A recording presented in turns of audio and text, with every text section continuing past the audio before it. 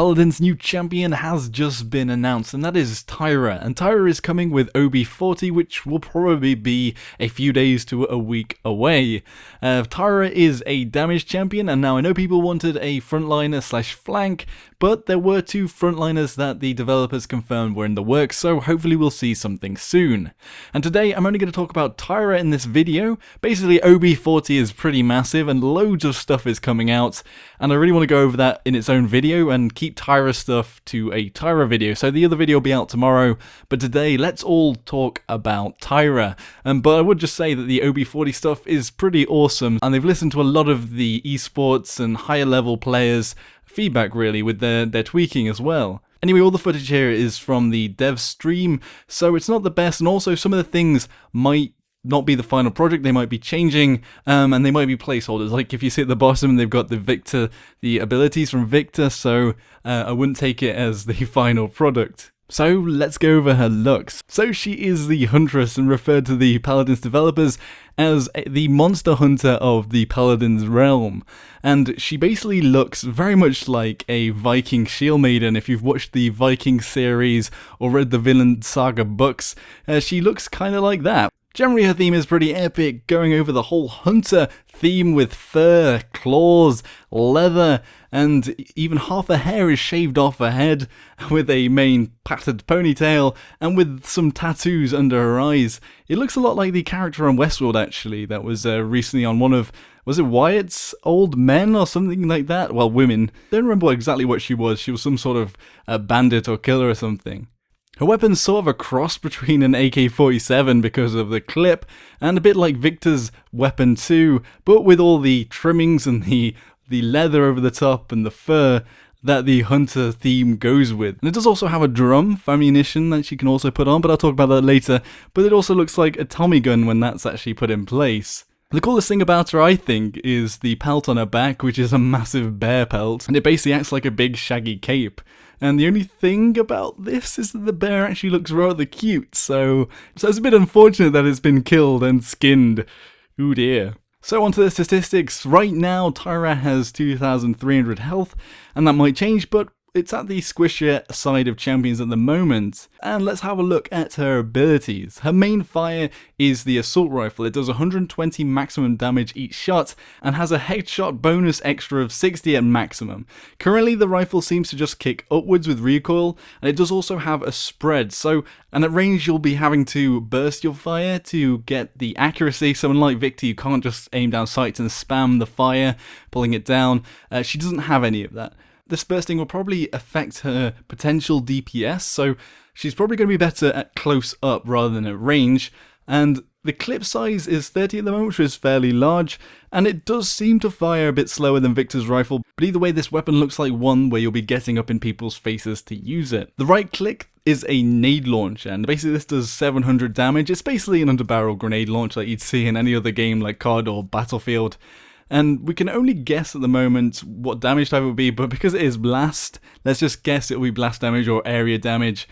But I think the idea is that it gives the burst damage added onto the main rifle, and also once you're reloading you might fire it off, but it also spreads the damage type across direct damage from the rifle and blast damage from that grenade launcher. So like Victor's quite good because he has his grenades, which are blast damage, and his rifle, which are direct damage. So if you didn't know, there's Haven, an item in the shop, and there's also blast damage, and they both mitigate one type of the damage type. So it'll make it less easy to choose between those two, and I'll talk about some of the other abilities which might also be area damage as well. And that is her Q, which is her drinking horn. They didn't exactly say what it was exactly called, but I'm going to guess drinking horn or some sort of Molotov grenade, but it basically acts like a Molotov grenade. You basically chuck this drinking horn, it hits the ground, explodes, and then spreads out with fire, and everybody inside that fire takes damage over time. And this is one where I was guessing this might also be area damage or blast damage,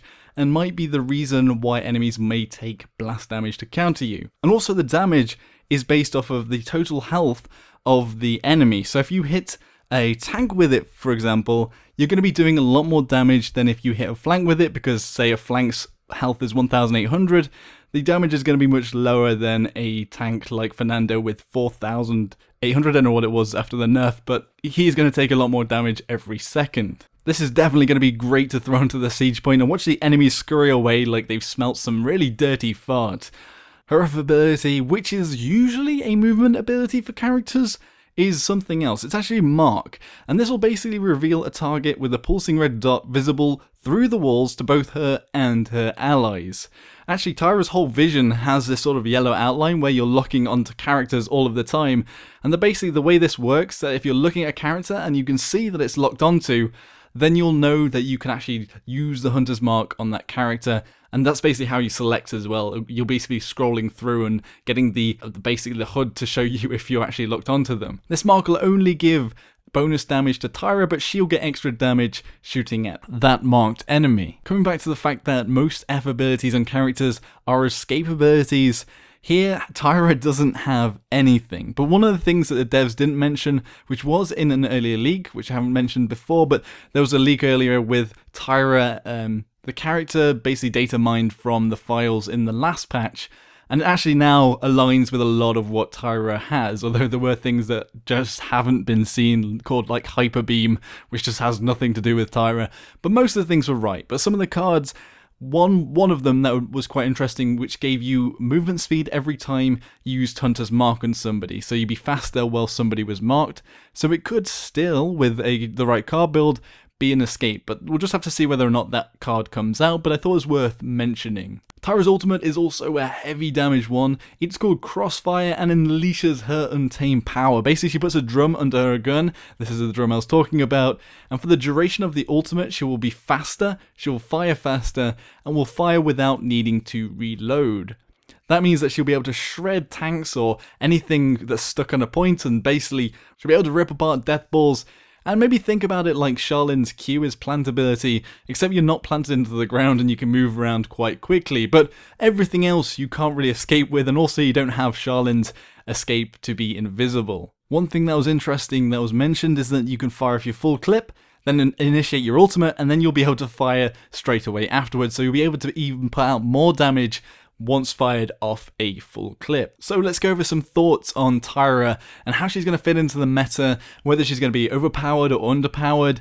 The basic concept of TYRA is that she is the pure damage champion. There's nothing else about the champion. She is just literally damage. She's putting out damage, and that's it. She can't escape. She hasn't got any of the thrills. She's not a movement character. She hasn't got any sort of finesse. She is just this big, clunky damage dealer. That's all she is. I think that she will share a similar role to Charlene in putting out so much damage but having low escape, as Charlene has his Q and has his escape where he goes invisible, but it's quite easy to work out and it doesn't get you back very far. I think she's going to be in sort of the same realm with less range, but at close and against more enemies she's going to be even more potent. I think that she's going to be a champion that is easy to pick up and will probably be quite powerful in lower tier gameplay because she's got this sort of normal run and gun mechanic like Victor, who is also picked a lot in lower play. But positioning, skill shooting, the Molotov and the grenade launcher and marking targets will benefit better players, and in esports might be used at calling out targets in a way that's a bit more efficient than just saying, get that Makoa on the right, or get that Makoa, say, in stairs, or whatever their call would be. They'd actually be able to mark an opponent to take down and focus on. But I do think that in lower tier play, it's going to be all about the damage, but then in mid tier play and higher tier play, it's going to be hard to play her against flankers and enemy damage dealers that have a bit more movement because she can't get away, she can't escape.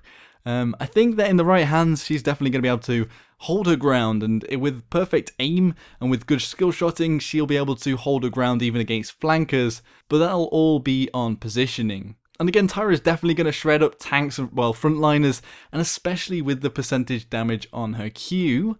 Eevee, who can ice block the damage to dodge it, or blink away so she doesn't take any damage. And I think that's things like a Drogoose, who can fire around a corner, but also benefit from her not being mobile, thus being easy to hit with his high damage, but slow moving projectiles will be hard to play against as her.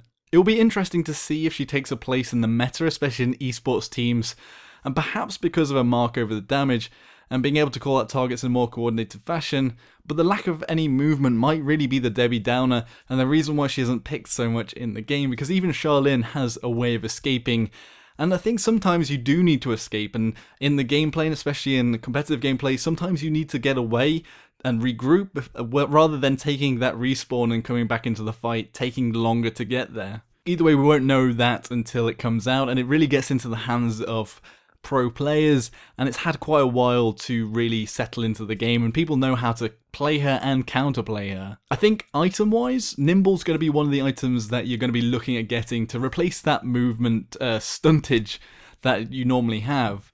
At the moment, with Rekka, she could also take shield downs pretty quickly with her rifle, but also like Victor, an assault rifle is great at using cauterize because you'll be able to put it across a lot of enemies, so you basically spread out a lot of damage over a lot of shot and keep that debuff on. On heal cards, I think that Life Leech could be the item which saves her in duels, so if she gets that mark off on an enemy and she's in a 1v1 situation, say she's taking on an Androxus, that extra damage and shooting at an enemy, getting that lifesteal will mean that she'll get a higher lifesteal because of the extra damage, and it might keep her alive or make it so that she can give out the damage to that flanker without herself dying. So for example, 1v1 and Androxus, he starts shooting at you, you open up your mark, open up your fire, you've taken 600 damage already, and you're starting to get some of that health back whilst hitting him. Then he puts up his reversal, you stop firing, wait again and start firing again to get back some of your health. I think that you might win that duel if you have that extra lifesteal.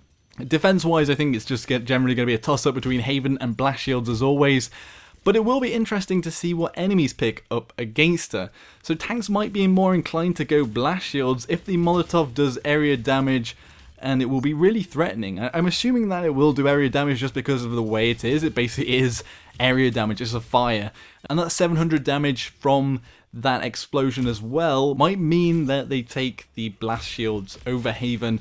Because her left click isn't hugely damaging, it is still quite powerful, especially with Hunter's Mark, but take that Molotov, you're taking down a percentage of that 5,000 health every second, you might think twice as Fernando at getting Haven. Either way, I think Tyra is pretty epic. I know that she isn't the frontliner we all wanted, but let's just hope for some of those in the future. She definitely is the strong, independent female character that people have been asking for in frontliners, but in the damage dealer form.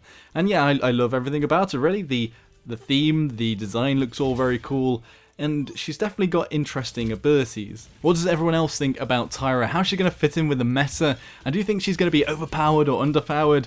Or do you think that it's going to change in the different sort of areas of skill level of play? Be sure to let me know in the comments section below. And also, are you looking forward to Tyra? Be sure to let me know. Anyway, I will be covering the rest of OB40 tomorrow, but if I did, I reckon this video would probably be like 30 minutes long, because you do need to go over every little bit and give a bit of feedback on some of the changes and just sort of think about how they're going to affect the game. And there's a lot of stuff coming, and a lot of it is very good. I'll just put out there, it might actually reaffirm some of people's faith in the developers after people raged and were sort of unhappy with some of the balancing changes before. This one seems to have listened to the higher skill players, medium skill players, and where they're coming from and what their experiences are in the game. And the developers even admitted that in some cases some things weren't working, which people were complaining about, and that was nice to hear, and definitely looking forward to the rest of Paladins, and it's got a good future for it. Anyway, thank you all very much for watching. If you want to see more of my content, and probably the next champion that comes out in Paladins, be sure to hit that subscribe button. And thank you all very much for watching. Like or dislike as you see fit, and I'll see you all next time. Joshino.